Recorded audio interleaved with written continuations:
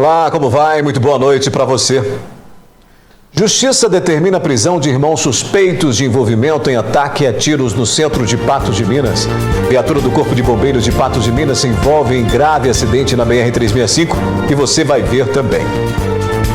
O crescimento no percentual de abstenções nas eleições. A gente mostra como foi o debate político com os candidatos a prefeito de Lagoa Formosa, promovido pela NTV. Instituto divulga pesquisas de intenção de voto para a Prefeitura de Rio Paranaíba. Quais são os documentos válidos para votar nas eleições do próximo domingo? Produtores rurais da região participam de eventos sobre a sustentabilidade da pecuária leiteira. Alunos da APAE aprendem sobre a importância do voto e do processo eleitoral.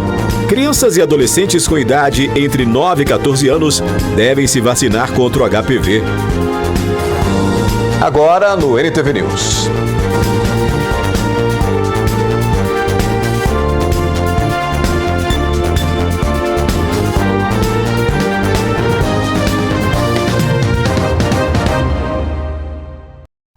Um grave acidente de trânsito envolvendo vários veículos na BR-365, entre eles uma viatura na qual estava o comandante do 12º Batalhão do Corpo de Bombeiros de Patos de Minas, foi registrado na manhã de hoje, próximo a Uberlândia.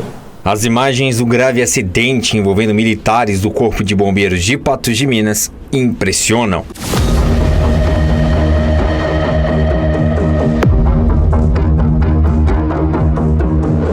Eram dois veículos do Corpo de Bombeiros que seguiam na BR-365 sentido a Uberlândia, onde iriam participar de uma reunião com o comandante-geral do Corpo de Bombeiros de Minas Gerais. O acidente aconteceu próximo à ponte sobre o rio Araguari, no trevo de acesso à represa de Miranda, no município de Uberlândia. A batida envolveu uma caminhonete S10, uma caminhonete Nissan Frontier, um Fiat Uno, um caminhão-baú, uma carreta bitrem e a caminhonete Fiat Toro, que pertence ao comando do Corpo de Bombeiros de Patos de Minas e que ficou bastante destruída. Estavam na viatura o coronel Duarte, o tenente Achivier, o capitão Maia e o aspirante Danilo Caixeta. Todos passam bem. A caminhonete do Corpo de Bombeiros seguia sentido Uberlândia, quando ao reduzir a velocidade por motivo do radar de 80 km por hora, a carreta bitrem desgovernada veio a atropelar a viatura e acidentando outros veículos. O condutor da carreta do bitrem, no momento do acidente, não foi localizado. Em Monte Carmelo, uma pessoa ficou ferida durante acidente na MG 190. A informação é de que o caminhão branco emplacado em Monte Carmelo e conduzido por um homem de 26 anos tentou realizar uma ultrapassagem a um bitrem conduzido por um homem de 46 anos. E nesse momento, o pneu do caminhão estourou, o que ocasionou a perda do controle da direção. Em seguida, houve uma colisão contra a lateral esquerda do bitrem. Os condutores não se feriram. O passageiro do caminhão, um homem de 23 anos, teve um fundo e a suspeita de fratura no braço direito. Os dois veículos foram danificados. A Justiça determinou a prisão preventiva de 2 suspeitos de envolvimento em um ataque violento a tiros cometido no centro de Patos de Minas. O crime aconteceu em 23 de setembro, em plena luz do dia, no centro da cidade. Era próximo de 2 horas da tarde, quando os irmãos de 19 e 21 anos chegaram ao local de moto e aguardaram a vítima. Quando o homem de 50 anos apareceu caminhando pela calçada após sair de uma agência bancária, o garupa rapidamente desceu da moto e disparou diversas vezes contra ele. Toda a ação foi registrada por uma câmera de segurança de uma cafeteria. A vítima, atingida por pelo menos 4 disparos, ficou caída na calçada até a chegada do SAMU. Um jovem de 23 anos que estava a cerca de 10 metros do local também foi ferido. Ambos foram socorridos e sobreviveram. Os atiradores fugiram, mas foram identificados pela polícia. De acordo com a investigação, o crime teria sido motivado por uma disputa de terras no município de Paracatu. O conflito envolve o pai dos 2 irmãos acusados e a vítima de 50 anos. A disputa está em fase de decisão judicial. Embora a Justiça tenha emitido mandados de prisão para os 2 suspeitos, eles não podem ser detidos de imediato devido à proibição de prisões de eleitores no período que vai de 5 dias antes da eleição até 48 horas após o término. Depois do intervalo aqui no News, o Instituto divulga pesquisa de intenção de votos para a Prefeitura de Rio Paranaíba e o crescimento no percentual de abstenções nas eleições.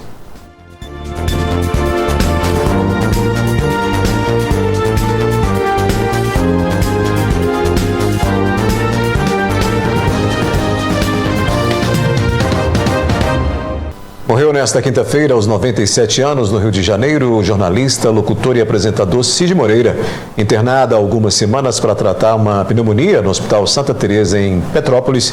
Ele não resistiu e faleceu por insuficiência renal crônica.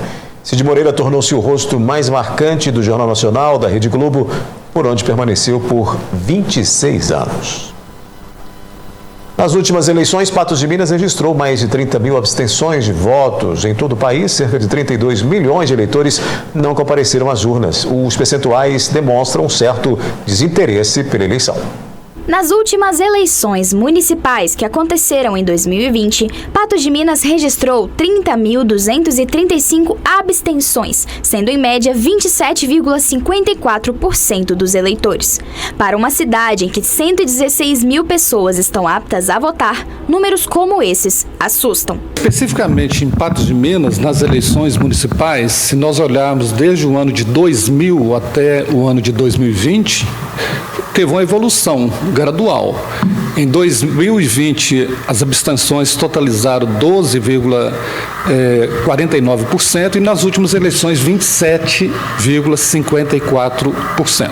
A grande queda no número de pessoas que se dispõem a votar pode carregar consigo alguns significados. A descrença na política e nos candidatos, falta de educação política e o voto facultativo para determinados grupos podem influenciar nessa diminuição. O próprio processo, às vezes, de descrédito com a política, principalmente no que concerne aos processos de corrupção nos âmbitos tanto do poder legislativo, do poder executivo, né?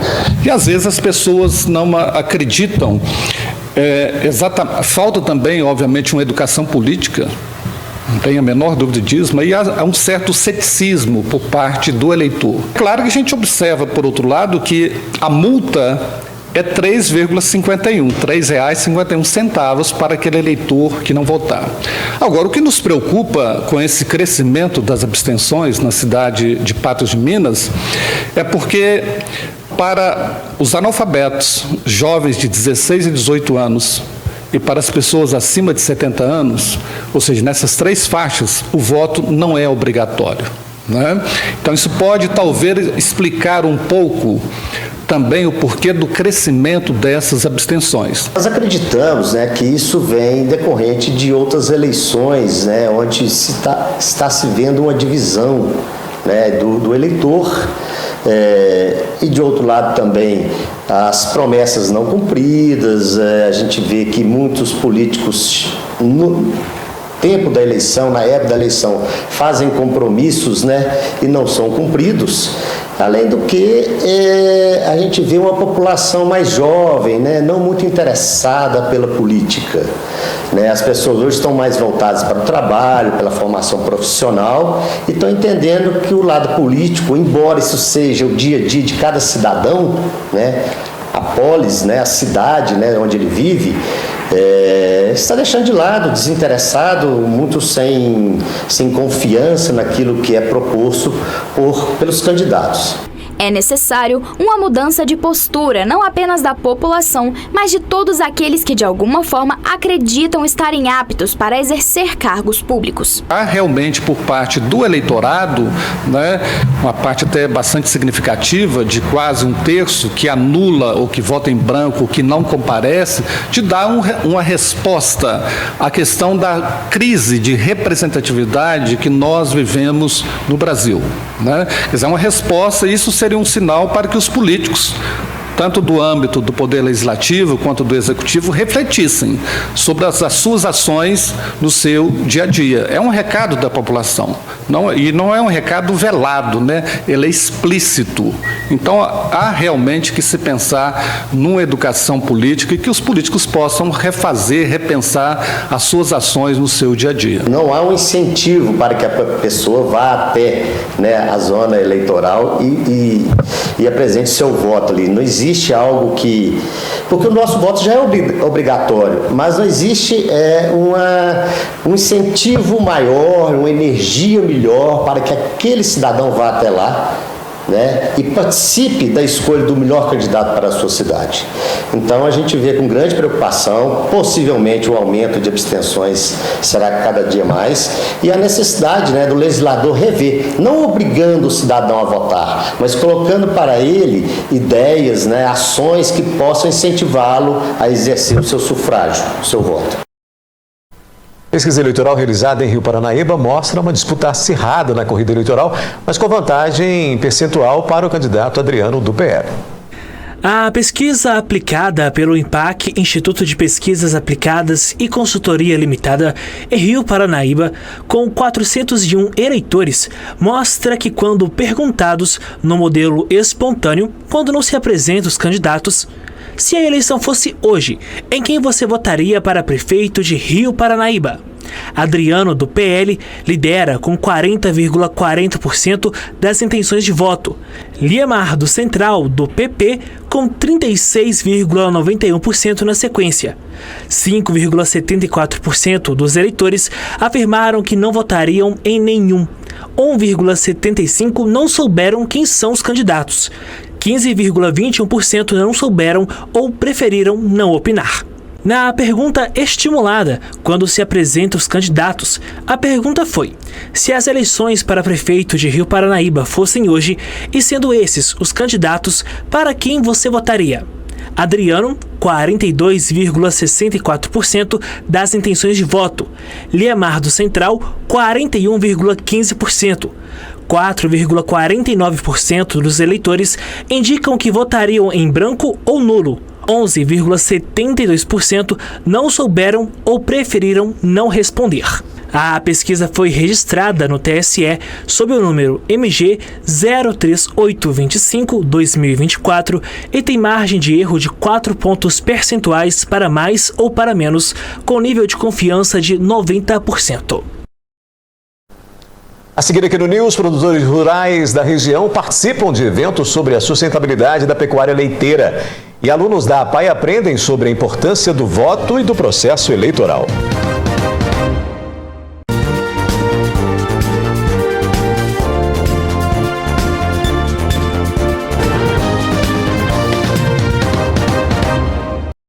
A Coopatos, com o apoio do Sindicato Rural de Patos de Minas e das AETES, realizou nesta quarta-feira um evento voltado aos produtores rurais da região com foco na sustentabilidade da pecuária leiteira e a eficiência reprodutiva.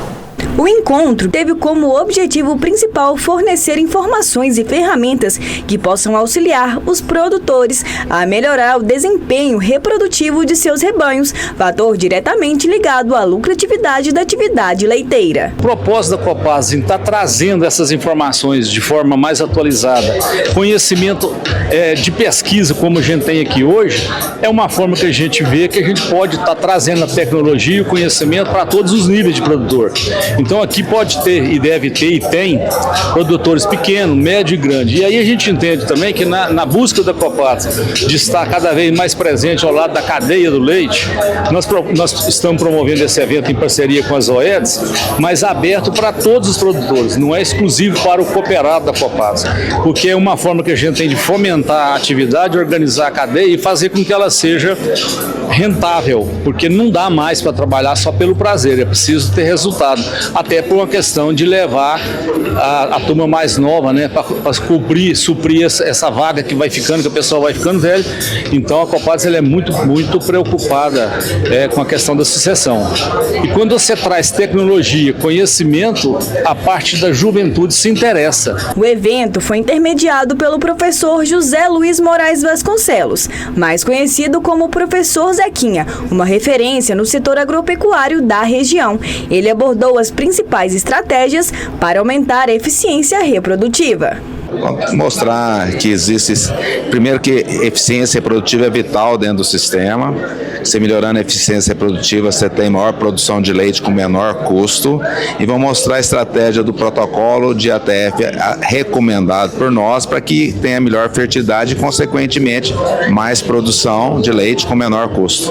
O evento, organizado com o suporte técnico das OEDs, foi um marco para levar informações atualizadas e estratégias eficazes aos produtores. A nossa ideia aqui é realmente trazer, para os cooperados maneiras, tecnologias, adoção de novas técnicas reprodutivas, o que está sendo feito no Brasil e no mundo para melhorar a produtividade dos rebanhos leiteiros.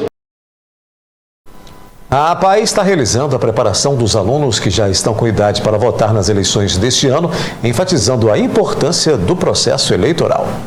Já é de conhecimento geral que todo e qualquer cidadão tem direito ao voto. Foi pensando nisso que a instituição vem realizando um trabalho com o intuito de apresentar para os alunos todos os direitos da pessoa com deficiência e as políticas públicas que podem ser essenciais para cada um deles. A importância do voto também tem sido amplamente abordada, mostrando o passo a passo do que fazer no dia 6 de outubro. A gente fará uma aula expositiva sobre a eleição, como que é feito a votação, A urna, a gente fez uma urna para mostrar para eles, alguns ainda não votaram, é a primeira vez que vão votar nessa eleição, então nós confeccionamos a urna para que eles possam ter essa experiência de como que é o voto. Os alunos foram divididos entre ajudantes que fizeram o papel dos mesários e os eleitores que depositaram seu voto na urna. A professora acompanhou todo o processo e tirou as dúvidas daqueles que ainda não sabiam como fazer. Aqui na escola da APAE já é um ambiente onde a gente consegue montar esse cenário por ser uma escola. Então, quando a gente vai votar na escola, fica muito parecido. Então, trazer essa vivência para eles é muito importante, para quando eles chegarem lá, eles terem, e conseguirem votar. Se familiarizar aqui para chegar lá e conseguir votar. E para os alunos, a experiência foi muito importante. Alguns deles contam que já tem, inclusive, o seu candidato favorito. A importância do voto é votar para aqueles que têm o direito, tipo os deficientes, ter acesso ao transporte público, ter os aposentados ter mais direito à aposentadoria.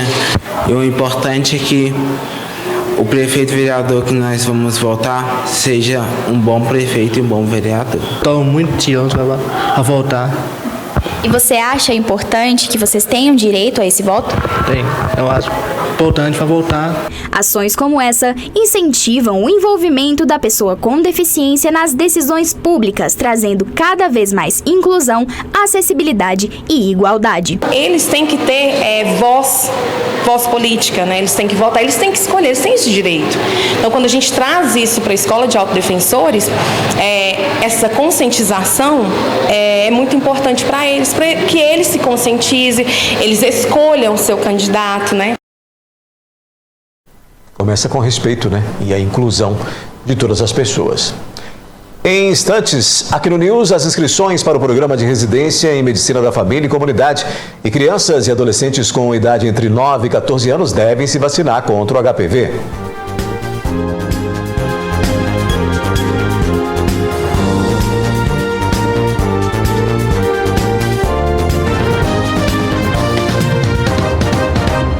Agora a gente fala de saúde. A vacina contra o HPV para pessoas com idades entre 9 e 14 anos de idade tem se mostrado cada vez mais eficaz na proteção da saúde desta faixa etária. O vírus do HPV é responsável pela infecção sexualmente transmissível mais frequente do mundo. Alguns dos seus inúmeros tipos estão associados ao desenvolvimento de quase todos os cânceres de colo de útero, bem como a diversos outros tumores em homens e mulheres. A infecção não apresenta sintomas na maioria das pessoas, o que pode fazer com que o vírus possa não ser detectado por anos. Existem mais de 200 tipos de papilomavírus humano, a grande parte dessas variações não são tão prejudiciais à saúde, não causam tantos danos à saúde.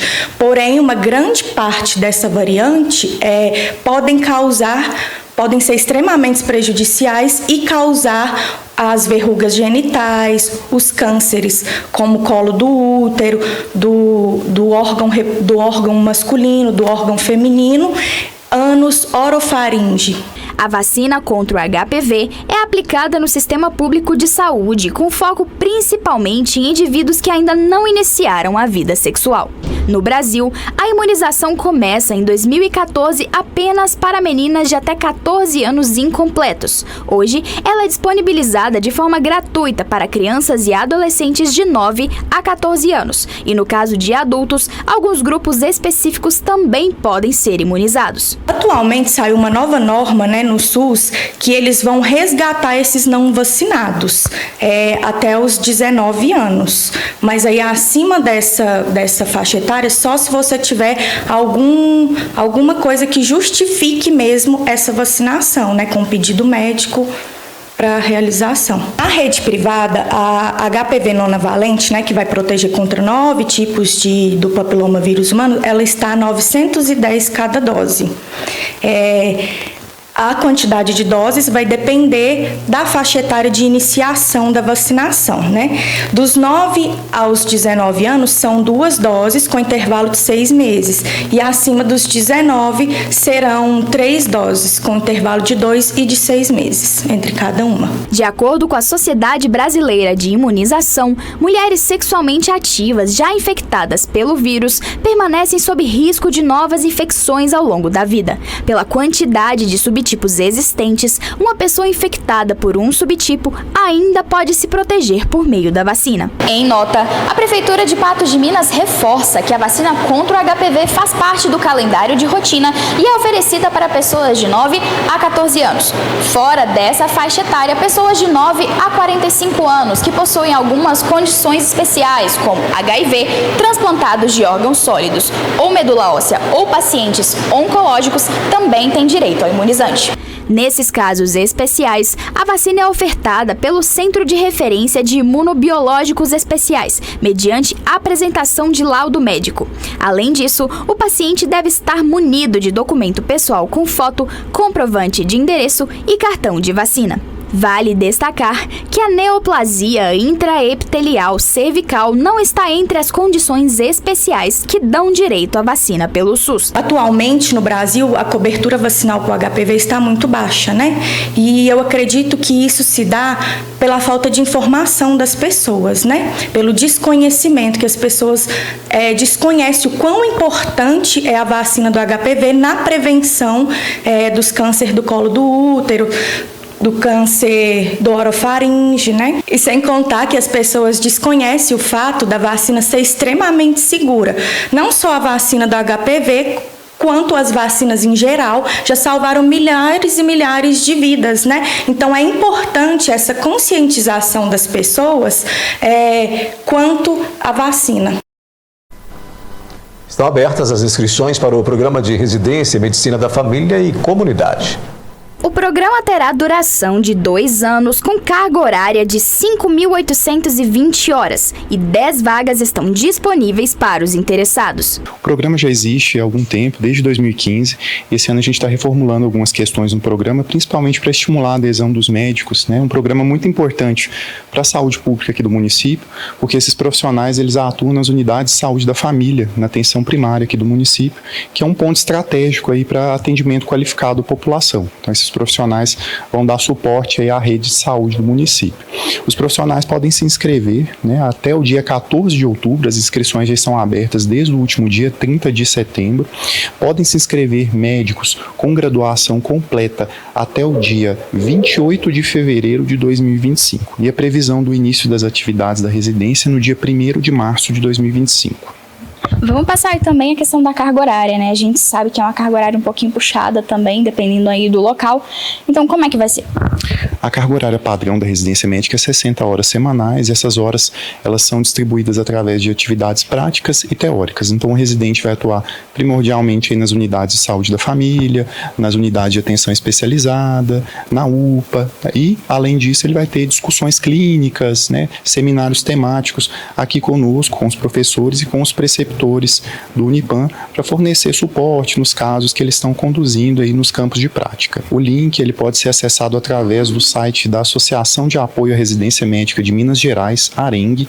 É um processo seletivo unificado, essa associação proveu o nosso edital, e ele pode se inscrever já imediatamente até o dia 14 e, né, para prestar mais esclarecimentos, caso alguém tenha alguma dúvida, pode entrar em contato aqui conosco através da Secretaria da Residência, conversar com a Júlia, nossa secretária, através do telefone 38230217.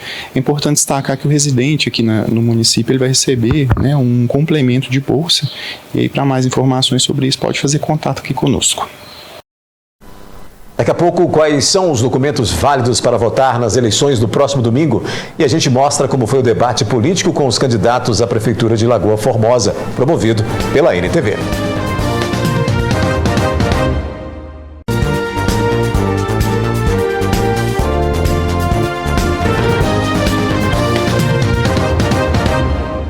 Faltando 3 dias para as eleições municipais, o eleitor deve ficar atento à documentação necessária para votar no domingo.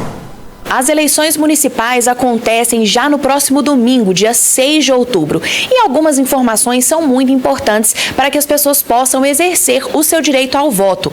Aqui ao meu lado hoje, nós temos o Dr. Rodrigo Assunção, que é juiz de direito, juiz eleitoral aqui em Patos de Minas, e nós vamos esclarecer algumas informações sobre esse momento tão importante na democracia brasileira.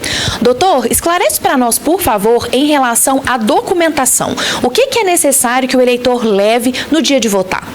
Bom, se o eleitor estiver de posse de um documento com foto, por exemplo, uma carteira de identidade, ele consegue votar. Não há necessidade de levar o título de eleitor. Claro, se quiser levar, vai facilitar.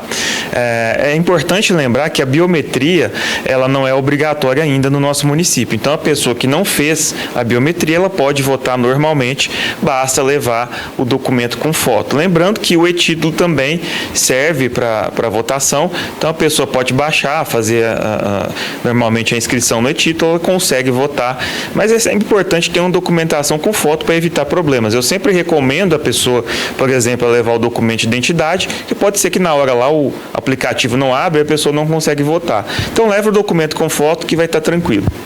Perfeito. Doutora, a votação, então, ela acontece nesse domingo, ela se encerra às 17 horas e aí, a partir disso, a gente aguarda a apuração. Como que funciona essa apuração? A partir de que momento ela acontece? Bom, a partir de 17h15, mais ou menos, já conseguimos iniciar a apuração dos votos, né? No entanto, como Patos de Minas é uma comarca extensa, tem a zona rural, por exemplo, Major Porto, Pindaíbas, são localidades um pouco mais distantes, essa votação, nós temos a perspectiva de que ela se encerre por volta de 20h30 ou 21 horas. Mas a partir de 17h15 já é possível receber aí a votação dos locais mais próximos. Doutor, para a gente finalizar, tem alguma coisa que não é indicado que a pessoa leve nesse dia? Porque ela leva, né, a sua documentação normalmente, mas há algo que é melhor que a pessoa evite levar? Olha, o importante é preservar a tranquilidade do dia da votação. A legislação permite que a pessoa se expresse de maneira silenciosa pelo seu candidato. Ocorre que hoje a legislação não permite mais que os candidatos forneçam, por exemplo, camisetas de candidatos. Mas se a pessoa tiver uma camiseta e quiser silenciosamente manifestar, isso não é problema. O que não pode ocorrer no dia da eleição de modo algum, é o que a gente tenta sempre frisar, é a questão da boca de urna. A pessoa pode ter problema criminal se ela for pega no dia fazendo boca de urna e também, de alguma forma, está tumultuando ou atrapalhando a eleição. Então vai lá, vota de maneira silenciosa, né? Leva o documento com foto. O aparelho celular pode levar, mas não pode tirar foto no momento da votação. Isso é vedado, isso é proibido. Se a pessoa for retirar uma foto no momento que ela estiver votando, ela pode ter problema também. Então isso não pode ser feito. Então a nossa recomendação é manifestar se for o caso, caso, se a pessoa quiser de maneira silenciosa e de forma alguma tirar foto, né, no momento da votação. No momento que estiver na cabine, isso é proibido. A NTV promoveu na tarde de hoje o debate político entre os candidatos a prefeito da cidade de Lagoa Formosa com uma ausência. Cumprindo um importante papel de levar transparência e informação aos eleitores e diante do sucesso e boa audiência do debate com os candidatos de Patos de Minas, a NTV realizou o debate com os candidatos a prefeito de Lagoa Formosa. A preparação para o debate começou dias antes, com uma equipe inteiramente dedicada a garantir que todos os detalhes fossem ajustados com precisão. Desde o planejamento técnico até a organização das pautas, cada passo foi cuidadosamente executado. Começou já com as correspondências para os candidatos lá em Lagoa Formosa, as imagens que fizemos da cidade e tudo, e depois foi com a montagem da estrutura que é montada para o debate dos candidatos, né? Como Lagoa Formosa são dois candidatos, aí está sendo montada a estrutura para receber os dois candidatos. É a primeira vez que a emissora realiza debate com candidatos de fora de Patos de Minas. Um passo importante que traz a experiência e abre as portas para mais cidades nas próximas eleições. Nós estamos muito felizes de ampliar o formato de debate político para além de Patos de Minas. Pela primeira vez na história, a gente realiza um debate político também com candidatos de outras cidades, começando nestas eleições 2024 por Lagoa Formosa, e tenho certeza que vai ser uma experiência para nós, como também para todos os telespectadores da NTV, única e especial.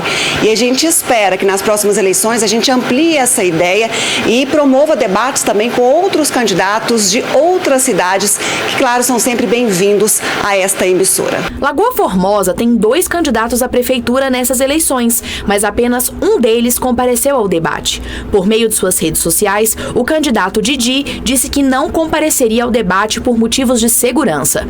O candidato Zé Amorim compareceu e demonstrou satisfação pela oportunidade de expor suas ideias aos seus eleitores. O debate é de suma importância. A população precisa saber das propostas, o que vai ser feito, dos compromissos que a gente vai assumir. Então é o momento da gente esclarecer a população e abranger toda a região. Quais são nossas propostas. Com a presença de apenas um candidato, o debate se tornou uma entrevista com base nas regras pré-estabelecidas e teve duração de 1 hora. As perguntas foram elaboradas pela equipe de jornalismo da NTV e também puderam ser enviadas por telespectadores. Ao ser perguntado sobre a ausência de seu adversário, o candidato Zé Amorim destacou que quem mais perde é a população. Os telespectadores de Lagoa Formosa participaram ativamente do momento da entrevista, enviando diversas perguntas, abordando temas como incentivo ao esporte, asfalto em comunidades, tratamento de esgoto e assistência a pessoas com deficiência e pessoas dentro do espectro autista. Para o mediador e jornalista Matheus Borges, a entrevista foi um momento de democracia e escuta da população. Um momento extremamente importante para a democracia, onde o candidato pôde responder a perguntas feitas por meio do nosso jornalismo e também feitas por meio do telespectador, do ouvinte, que pôde nos acompanhar nas multiplataformas da NTV, enviando mensagem por meio do nosso WhatsApp. Então, um momento de extrema importância para que a população pudesse ser ouvida e esclarecida nos mais diversos âmbitos.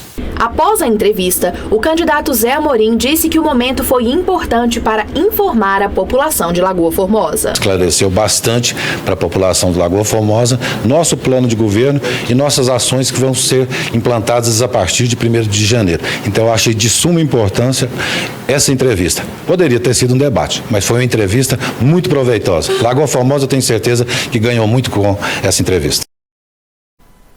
A NTV cumprindo o seu papel histórico, né, nessas mais de 3 décadas de existência, trazendo aí essa cobertura das eleições esse ano, com a novidade de termos aí, portanto, esse debate com candidatos da cidade de Lagoa Formosa. No domingo, às 16 horas, a gente faz ao vivo o início dessa cobertura da apuração, também da movimentação aí dos candidatos, da movimentação dos eleitores, as curiosidades, os dados, os números, toda essa movimentação, as questões também relacionadas à segurança. Domingo, a partir das 16 horas, toda a equipe da NTV mostrando tudo para você até o final da apuração, quando serão aí divulgados os nomes de todos os eleitos nessas eleições municipais que acontecem no domingo, né? O pessoal começa a votar bem cedo e a gente vai acompanhando tudo, né? Vamos mostrando tudo, acompanhando também, além dos eleitores, os candidatos. E aí, ao final, a partir das 16 horas, ali, quando já estiver na reta final de votação, a gente entra ao vivo e mostra tudo para você até a apuração final. Mudando de assunto, a dupla Rodrigo e Daniel realizaram na manhã de hoje visita aos estúdios da Nossa FM e nós batemos um papo com os sertanejos. A culpa não é minha, não. Eu tava querendo a volta, você que bateu o portão, virou a chave da nossa história. Já que eu não sou corrente pra prender você na gente, então tá bom, tá aí, te obedeci. Dois irmãos que iniciaram há quase 30 anos a sua carreira em Franca, São Paulo, hoje rodam por todo o país em busca de mostrar o seu trabalho. Já carregam consigo um enorme repertório, com parcerias importantes como João Neto e Frederico e Roupa Nova, além de músicas de sucesso que chamaram a atenção de grandes gravadoras pelo Brasil. Rodrigo e Daniel visitaram os estúdios da Nossa FM para falar sobre realizações e sonhos. Daniel que é bom para contar essas coisas antigas. Que isso, cara, nem me lembro dessa época, não. Olha, nós começamos em 1996. Na verdade, a gente já sabia tocar violão, nós somos irmãos, somos de Franca, somos da cidade do calçado, do sapato, do basquete, da cidade da música sertaneja. E a gente começou a ter essa influência também, resolvemos aprender a tocar violão, cantávamos inclusive no começo na igreja, e aí resolvemos em 1996, por influência dos nossos pais, montar a nossa primeira banda. Foi muito legal, né, Rodrigo? Você se lembra? Foi uma época boa. Não tanto quanto o Ti, mas eu me lembro. Ah, coitado. Só tadinho. Eu tinha 3 anos nessa época, quase, Rô. Mas são quase 30 anos, 28 anos de carreira. Com mais de 23 mil ouvintes mensais no Spotify e milhares de seguidores nas demais redes sociais, o sucesso da dupla não passa despercebido. A sua nova música de trabalho, Pronto Falei, tem atraído cada vez mais o público, sendo uma das faixas principais do seu primeiro projeto audiovisual, denominado Divisor de Águas. Primeira manhã de ressaca, primeira vibrada do meu telefone foi sua, fazendo 1 milhão de perguntas. Onde você tava que não respondeu? Ontem você foi pra rua? A gente tá vivenciando um momento tão especial com Pronto Falei, que é uma música que tá tocando no Brasil todo. Então, pra mim, hoje em dia, a música tá bom. Pronto Falei. Eu assino embaixo. Assino embaixo aqui. Pronto. Aí, tamo junto. Após uma entrevista descontraída e cheia de interação com o público, comandada por Samuel Andrade, a dupla agradece o convite e espera ter a oportunidade de voltar mais vezes. Eu acho que é a 3ª ou 4ª vez que a gente vem a Patos de Minas, né, Rodrigo? Mas as outras vezes já faz um bom tempinho, há muito tempo a gente não voltava a essa cidade linda e a gente ficou realmente muito agradecido pelo convite de vocês, por a gente estar aqui na nossa FM e agora aqui na NTV. E o legal é que cada vez que a gente chega aqui, a gente faz novos amigos. Hoje a gente está saindo daqui com um bocado de amigos novos. Com um repertório eclético e um trabalho bastante reconhecido, Rodrigo e Daniel continuarão levando o seu trabalho com muito amor por onde passarem. Não só foi como eu bebi, beijei, mostrei, e das 3 uma quis vir fazer e fez. Deve ser foda ouvir isso, eu sei. Ontem saí, hoje eu sairei. Tá achando ruim, Emanuele? É ou não? Pronto, falei. É isso aí. O NTV News está terminando, volta amanhã. Obrigado pela companhia e até lá.